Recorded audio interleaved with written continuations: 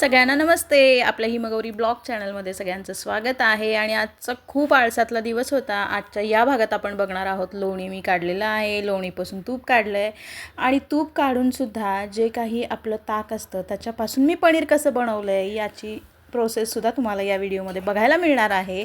त्यामुळे व्हिडिओ शेवटपर्यंत नक्की बघा. त्याचबरोबर मी भेंडीची भाजी पण केलेली आहे आणि बटाट्याची आमटी केलेली आहे. याचबरोबर मस्त टम्म अशा फुगणाऱ्या आपल्या चपात्यासुद्धा तुम्हाला या भागात बघायला मिळणार आहेत. तर व्हिडिओ शेवटपर्यंत नक्की बघा. सगळ्या माझ्या फॅमिलीचं आपल्या हिमगौरी ब्लॉग या चॅनलवर मनापासून स्वागत आहे आणि मी आहे हिमगौरी. तर चला आज आपल्या ब्लॉगला सुरुवात करूया. तर छान अशी सकाळ झालेली आहे. मस्त सुंदर असं वारं सुटलेलं आहे. सोनेरी किरणं आहेत आणि माझं बऱ्यापैकी सगळं आवरून झालेलं आहे.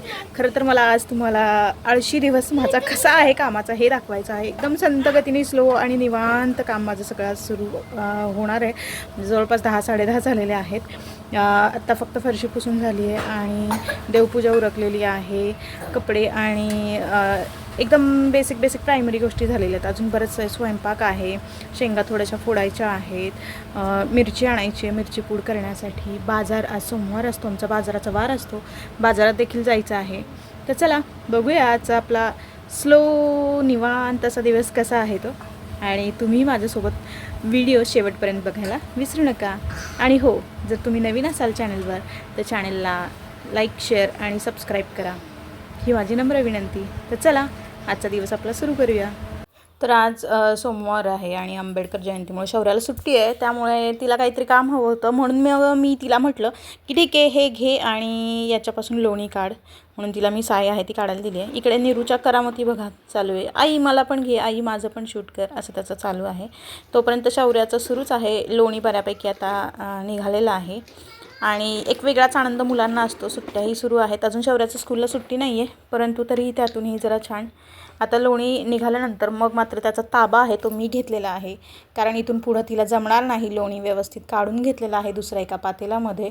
आणि तिचं चाललं होतं मी करते. तिला फार उत्साह आहे कामाचा, परंतु सगळाच राडा होणार, फरशी होणार, घाण आणि मग सगळाच गोंधळ करणार. त्यापेक्षा तिला म्हटलं तू एवढं केलंस तेच खूप आहे.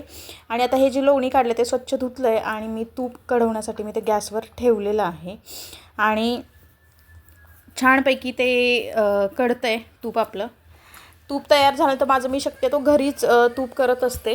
आणि महत्त्वाची गोष्ट तुम्हाला जी मी सांगणार आहे की आपलं तूप कडून तयार झालं आहे आणि जे ताक आपलं शिल्लक राहतं तर ते ताकाची कढी शक्यतो कोणी घरात माझ्या खात नाही.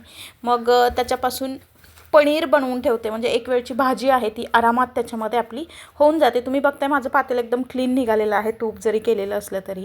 आणि अख्खा डबा भरून आता हे तूप मला बऱ्यापैकी झालं आहे. आता हे जे ताक आहे ते मी घेतलेलं आहे, गरम करायला ठेवलेलं आहे, बारीक गॅसवर ठेवलेलं आहे तूप. हे ताक आहे आणि आता याच्यापासून मी पनीर बनवणार आहे. हे गरम करायला ठेवलं आहे. याच्यापासून आपण आता पनीर काढणार आहोत आणि याच्यामध्ये लिंबू पिळायचं आहे. याच्या बिया काढून घेतल्यात.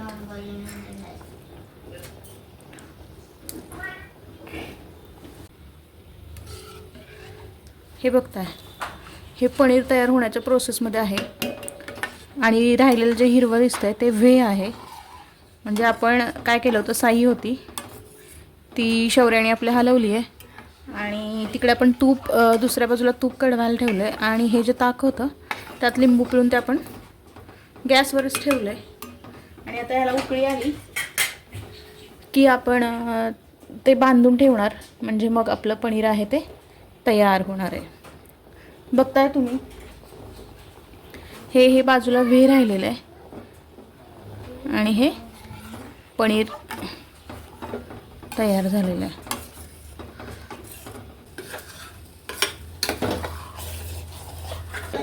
आणि आता ह्याचं पनीर चांगलं बाजूला झालेलं आहे ताकातून दिसतंय हे.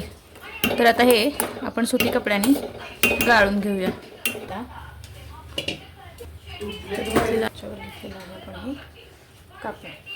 आणि आता याच्यात आपण ते जे आहे याच्यात काढणार. तसंच बाजूला पडणार आहे. आणि जे लोणी काढून ताकापासून जे आता हे जे वर जमा झालेलं दिसतंय तुम्हाला, तर ते आहे ते आपलं पनीर आहे त्याला छानपैकी मी चौकोनी शेप देण्यासाठी रुमाल परफेक्ट स्क्वेअर शेपमध्येच त्याच्यावर पॅक केला आहे. त्याच्यावर ओझं जड ठेवणार आहे आणि अर्धा तास हे असंच मी बाजूला ठेवणार आहे. जे शिल्लक राहिलेलं व्हे आहे म्हणजे जे पाणी आहे पनीर शिल्लक राहिल्यानंतर ते तुम्ही कणिक भिजवण्यासाठी करू शकता किंवा पुढच्या वेळी ज्यावेळी तुम्ही ते ताकाला लिंबू पिळण्याऐवजी तुम्ही ते व्हे जरी होतलं तरी ते ताक फुटू शकतं किंवा दुधाचं डायरेक्ट पनीर करतानाही तुम्ही त्याचा वापर करू शकता. तर छानशा मी याच्या वड्याही पाडून ठेवते कारण मी 1-2 दिवसातच याची भाजी देखील पनीरची लगेचच करणार आहे. कारण खूप दिवस तसंही ठेवण्यात काही अर्थ नसतो. फ्रेश आहे तोपर्यंतच ते छान वाटतं, चवदार होतं. तर अशा प्रकारे तुम्ही बघता. आता हे मी छानसं डब्यात एका भरून ठेवते आणि 1-2 दिवसात मी याचीसुद्धा भाजी करणार आहे. आणि इतका स्लो दिवस सुरू आहे. खूप आळसात दिवस. अजून बाजार करायचं आहे, मिरची आणायची आहे, मिरच्या सुकवायच्या आहेत, त्याच्यात देठं काढायचे, डंकावर नेऊन पूड करून आणायचे.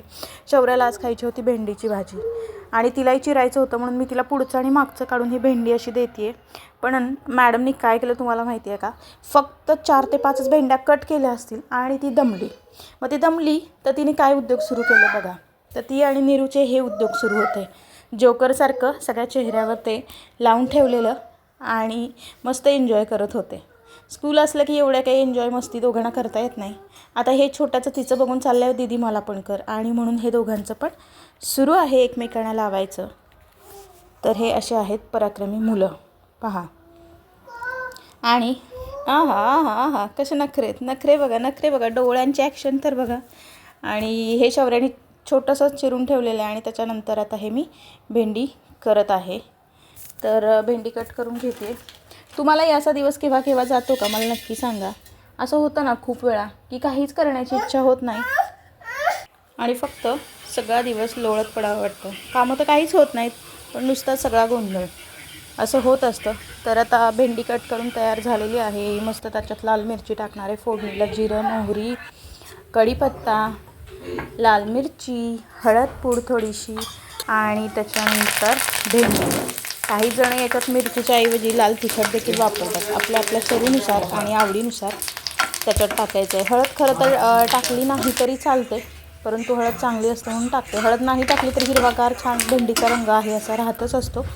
आणि ही मग आपण खूप सारी चिरलेली भेंडी आणि आता मी ती पॅनमध्ये घेते आहे. छान त्याला हे करून वाफवून त्याच्यानंतर पुन्हा त्याला तारा सुटतात वाफवल्यानंतर. मग त्याच्यानंतरसुद्धा स्लो गॅसवर मस्तपैकी ते परतून घ्यायचं. थोडंसं यांना अशी कुरकुरीत झालेली भेंडी खायला आवडते त्याच्यामुळे शिजून तयार झाल्यानंतरसुद्धा 5 मिनटं त्याच्यात छानसं वाफवून ते घ्यायचं सुरू आहे. आणि अशा प्रकारे भेंडी आपली घेते आहे. घड्याळाकडे लक्ष गेलं पाहिलं तर आता जवळपास 1:45च्या आसपास झालेले आहेत. आणि आता ही भेंडी मी काढून घेते एका भांड्यामध्ये म्हणजेच आपल्याला वेळ पुन्हा जेवताना डायरेक्ट हेच भांडं घेतलं की बरं पडेल. आणि आता तयारी आहे आपली बटाट्याची आमटी करायची. सगळ्यांसारखीच मी पण करते, काही वेगळं नाही. खरं तर उन्हाळा इतका प्रचंड आहे अक्षरशः ऊन असं घरात राहिलं तरी उन्हाच्या झळा अशा घरात आत येतात. नको होतं. फॅन लावला तरी गरम वाफा, कूलर लावला तरी तीच अवस्था आहे. 1 सेकंदासाठी लाईट गेली तरी अक्षरशः नको होत आहे. अजून तर उन्हाळा जायचा आहे. अजून तर एप्रिलचा अर्धेच दिवस संपलेले आहेत. तर काय आणि कसं यावर्षीचा उन्हाळा आपल्या महाराष्ट्रातला असणार आहे. भयान कडक आणि भयान उष्णतेची लाट असणार आहे. तसंही आज ऑफिसला सुट्टी आहे त्याच्यामुळे खूपच निवांत सगळं सुरू आहे. शौर्यालाही सुट्टी आहे त्यामुळे मुलांच्या गोंधळात अजूनच दिवस खूपच स्लो सुरू आहे. ऊन जसं चढायला लागेल तसं कामांचं स्पीडसुद्धा कमी होतं आणि त्यानंतर जसा दिवस मावळेल, सूर्य मावळतीला जातो त्यावेळी मात्र कामं करण्याचा उत्साह अजूनच वाढलेला असतो. तर असं बऱ्यापैकी माझ्या बाबतीत तरी आहे. आता बटाट्यात बऱ्यापैकी आपल्याला कूट आपण टाकून घेतलेला आहे आणि आता बटाट्याची आमटी शिजत ठेवण्यासाठी त्याच्यावर झाकण लावून ठेवते आहे. ती शिजेल तोपर्यंत कणिक मळून घ्यायचं आहे. आणि मुलांना भूक लागली आहे परंतु कामाचा उरक काही होत नाही आहे. सगळं स्लो सुरू आहे. अजिबातच स्पीड कोणत्याच कामाला येत नाही आहे. आणि आता बटाटा शिजलेला आहे बऱ्यापैकी. 1-2-3 मिनटं फक्त अजून बारीक गॅसवर ठेवून त्याच्यानंतर बंद करणार आहे. आणि बटाट्याची आमटीसुद्धा बाजूला काढून घेते आहे. त्याच्यानंतर आता कणिक मळून घेणार आहे आणि फायनली चपात्या करायच्या आहेत आणि मग आम्ही जेवण करणार आहोत. आत्ता घड्याळात जवळपास 1:30 वाजलेले आहेत. काही फास्ट उरकत नाही आहे आणि कणिक मला मळताना थोडासा त्रास होतो आहे उजव्या हाताला, तुम्ही पाहताय, कारण उजव्या हाताची करंगळी आहे ती माझी 1.5 महिन्यापूर्वी त्याचं हाड आहे ते मोडलेलं आहे. त्याच्यामुळे भयंकर वेदना मला कणिक मळताना होत आहेत, परंतु मी 2 दिवस झालं उजव्या हाताने करण्याचा प्रयत्न करते आहे. बाकीची बोटं अशी बेंड होत आहेत, म्हणजे असं व्यवस्थित आपली मूठ वळली जाते, पण ती करंगळी काही त्यामुळे ते टेक्स्चर आहे ते चपातीचं व्यवस्थित येत नाही आहे. त्याच्यामुळे हे नंतरचं काम मला जरा थोडं जास्त करावं लागतं आहे आणि त्याच्यामुळे व्यवस्थित काहीच जमत नाही आहे. डाव्या हाताचा आता जास्त वापर मी करते आहे, तरी बऱ्यापैकी जमेल तसं स्वयंपाक करणं सुरू आहे. शौर्याचं मध्ये काहीतरी काम सुरू आहे आणि आता चपात्या सुरू झालेल्या आहेत. मी सगळ्यात अगोदर सगळ्या चपात्या करताना त्याला तेल लावून अगोदरच ठेवत असते, म्हणजे पटपट नंतर लाटून घेता येतात. गॅस पण कमी जळतो आणि सुपरफास्टमध्ये चपात्या होतात. माझ्या चपात्या साधारणतः 7 ते 10 मिनटातच 6-7 चपात्या फास्टमध्ये लाटून होतात, पण त्याच्यासाठी असं करावं लागतं. अगोदरच त्याचे छान चौकोन करून ठेवले म्हणजे मग उशीर होत नाही पटकन. एक चपाती लाटेपर्यंत दुसरी तव्यात असते आणि तव्यातली होईपर्यंत दुसरी लाटलेली तयार असते. हे असं गणित आहे माझं चपात्यांचं. आणि तुम्ही मध्यंतरी माझा व्हिडिओ पाहिला असाल की तारेवरची कसरत कशी होती, ज्यावेळी मला बोटाला माझ्या क्रेप बँडेज होतं आणि प्लास्टर होतं, त्यावेळी मी लाटताना अक्षरशः आपला कोपराच्या खालचा भाग वापरत होते एका बाजूचा चपाती लाटण्यासाठी. पण विशेष बाब म्हणजे एवढं होऊनसुद्धा माझ्या चपात्या फुगायच्या त्या फुगतातच. त्यासाठी वेगळं मी काही करत नाही, पण त्याच फुगतात. त्यासाठी वेगळे श्रेय काही घ्यायची गरज नाही.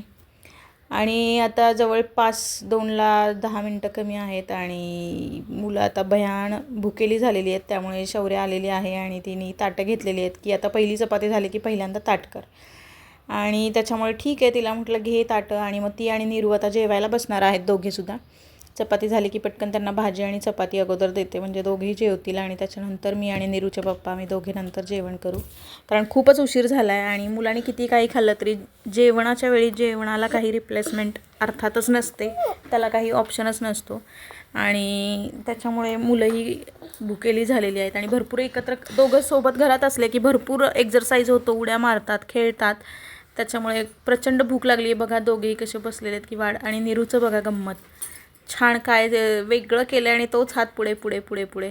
तर आता चला, भेंडीची भाजी आणि चपाती दोघांनाही हवी आहे सध्या, त्याच्यामुळे दोघांनाही तेच देते आहे. आमटी नको आहे दोघांनाही. भेंडी ही सगळ्यांची आवडती आहे घरात. A to Z लोकांना सगळ्यांनाच भेंडी आवडते आणि गरम गरम चपाती म्हटलं हा छान जेवणाचा स्वाद. आणि शौर्या जेवण करायला बसली आहे. निरू तर इकडे कोपऱ्यात बसला आहे, त्यामुळे आपल्याला दिसत नाही आहे, पण थोड्याच वेळात मी निरूलासुद्धा कवर करते. आणि त्याच्यानंतर हे बघा दोघांचं कसं काय सुरू आहे. छान तुझं माझं करत चाललेलं आहे जेवण. आणि माझ्या चपातीसुद्धा आता झालेल्या आधी शेवटची आहे. आणि मग त्याच्यानंतर मी जेवायला बसणार आहे. आणि ओके, डन झालेलं आहे. शौर्याच्या पप्पांनाही भूक लागलेली आहे, ते म्हटले आवर मग आपण दोघे बसूयात. मग त्याच्यानंतर आम्ही दोघेही बसणार आहोत. आणि आता झालेलं आहे. आणि जरी आळस आपल्याला असला तरी पूर्ण कुटुंबाला ते सफर करावं लागतं एखादा दिवस, कारण इतर कोणत्याही व्यक्तीला घरातला आळस आला तर त्यांनी जरी तो दिवस असाही घालवला तरी त्याचा परिणाम आपल्यावर होत नाही, पण गृहिणीने जर आळस केला तर काय हालत होते. जेवायला वेळेवर मिळत नाही, कोणतीच गोष्ट वेळी होऊ शकत नाही. त्याच्यामुळे परंतु कधीतरी वाटतं ना एखादा दिवस असावा आपल्यालाही आरामाचा. पण खरं तर त्याच दिवशी खूप डबल कामं लागतात, कारण स्लो स्पीडनी कामं केल्यामुळे दिवसभर 30 कामं एका तासात उरकणाऱ्या कामांना 5 तास जातात. आणि पोरं जेवण करायला बसली. छोटं पाखरू भाजी काही घेतलेली नाही. आणि हे बघा शायनिंग कसं मारतं, घड्याळ घातले, घड्याळ शायनिंग तर बघा किती मारते. किती वाजलेत निरू? डोळ्यांचे ॲक्शन तर किती वाजले? किती? 2 वाजलेत. आणि त्यांनी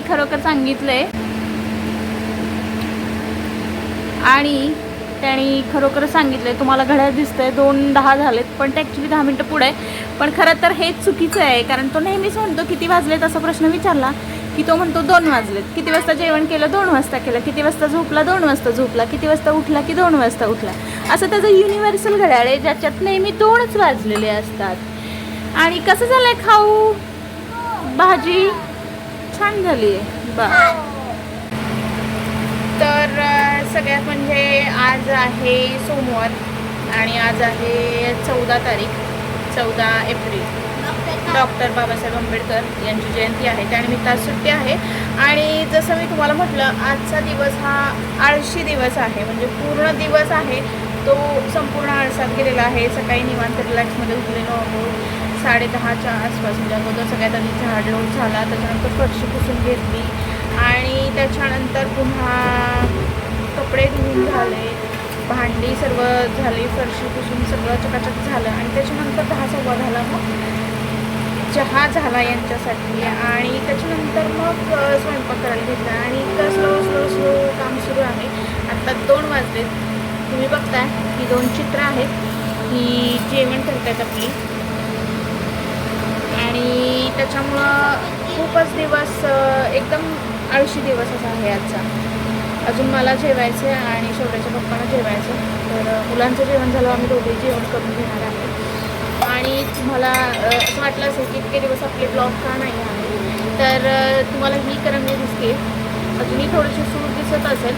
स्पोर्ट्स आमचे सुरू होते त्यावेळी ही माझी इथून अशी ब्रेक, म्हणजे हाडाचे 2 तुकडे झाले होते. आणि ते अजून ही अशी पेंट याच्यापेक्षा खाली जात नाही आहे. म्हणजे मला ही बोटं जातात, पण हे जात नाही. थोडीशी सूज अजूनही बोटावर आहे. आणि ह्या हातात तुम्हाला असं फरक दिसत असेल. ही स्ट्रेट आहे आणि ही या करंगळीवर अजूनही सूज आहे. आणि नेमका उजवाच हात असल्यामुळे माझ्या कामाचा हात आहे, मला लिखाण करता येत नव्हता, हात गळ्यात होता. आणि आता डॉक्टरने एक्झरसाईज करायला सांगितलेलं आहे. त्याच्यामुळे मला बऱ्याचशा गोष्टी मी परावलंबी होते. मला स्वतः फार काही करता येत नव्हतं. आणि त्याच्यामुळे थोडंसं त्याचा इफेक्ट आपल्या ब्लॉगवर पण झालेला आहे. तर तुम्हाला आजचा ब्लॉग कसा वाटला हे नक्की सांगा. आपल्या चॅनलला लाईक करा, शेअर करा, सबस्क्राईब करायला तर अजिबात विसरू नका. आणि चला असाच पुढचा ब्लॉग घेऊन परत एकदा आपण पुन्हा भेटूयात. आजचा ब्लॉग हा मी इथंच संपवते आणि भेटूया पुढच्या ब्लॉगमध्ये. नमस्ते.